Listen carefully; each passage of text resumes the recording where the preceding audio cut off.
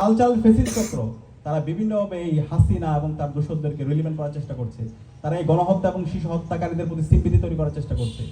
তাদের বিরুদ্ধে আমাদের অবস্থান পরিষ্কার করতে হবে, আমাদের প্রতিবাদ প্রতিরোধ জারি রাখতে হবে। আমরা মিডিয়ায় দেখতে পাচ্ছি বিভিন্নভাবে খুনি হাসিনা এবং তার দোষরদের পক্ষ অবস্থান করার বিভিন্ন ধরনের অপপ্রয়াস আমরা দেখতে পাচ্ছি। তো সে কারণে আমাদেরকে কালচারালি এই আধিপত্যবাদের বিরুদ্ধে, আগ্রাসনের বিরুদ্ধে আমাদের লড়াই জারি রাখতে হবে।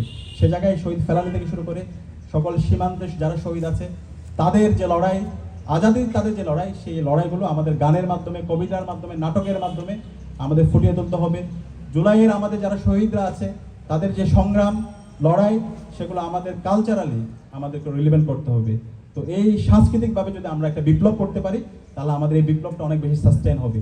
তো এই জুলাইকে একটা পরিপূর্ণ বিপ্লবের রূপ দেওয়ার জন্য আমাদের একটা সাংস্কৃতিক বিপ্লব দরকার। তো আমরা সেই জায়গায় আশা রাখছি ঢাকা বিশ্ববিদ্যালয় সহ বাংলাদেশের সকল বিশ্ববিদ্যালয় এবং বিভিন্ন পর্যায়ে আমরা যারা শিক্ষার্থীরা আছি, নাগরিকরা আছি, যারা বুদ্ধিজীবীরা আছে, তারা সবাই এই জুলাইকে ধারণ করে আধিপত্যবাদের বিরুদ্ধে, আগ্রাসনের বিরুদ্ধে এবং ইনসাফের পক্ষে আমরা আমাদের লড়াই সংগ্রাম জারি রাখবো এবং আশা করছি ইনসাফে বিজয় হবে এবং শহীদ ফেলানি থেকে শুরু করে আধিপত্যবাদের বিরুদ্ধে, আগ্রাসনের বিরুদ্ধে কথা বলতে গিয়ে যারা শহীদ হয়েছে তাদের রেখে যাওয়া যে আমানত, সে আমানত আমরা যথাযথভাবে আমরা বাস্তবায়ন করতে পারবো এবং এই বাংলাদেশে আমরা ইনসাফ কায়েম করতে পারবো। সবাইকে আজকের আয়োজনে উপস্থিত হওয়ার জন্য সবাইকে ধন্যবাদ জানিয়ে আমি আমার কথা এখানে শেষ করছি।